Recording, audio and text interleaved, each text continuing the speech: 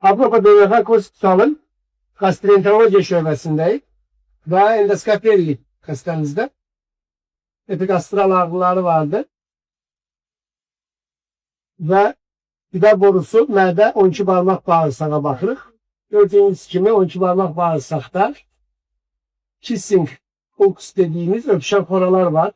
Ağ formasında gördüğünüz dərin dabanlı üst hissədə xora və aşağı hissədə xoraları görürük. 12 barmaq bağırsaqda qarşı-qarşıya ciddi xoralar var və nodulyar düyünlü helikobakter görünümündə qastriti var. Nodulyar gastritimiz var.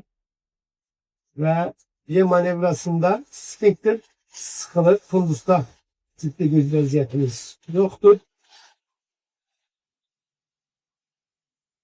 2 aylıq müalicə ilə tamamilə xoraların sağalmasına nail olacağıq.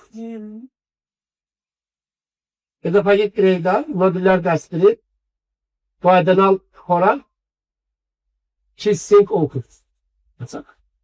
Bağlıya. Helikobakter için yakma testi yapıldı.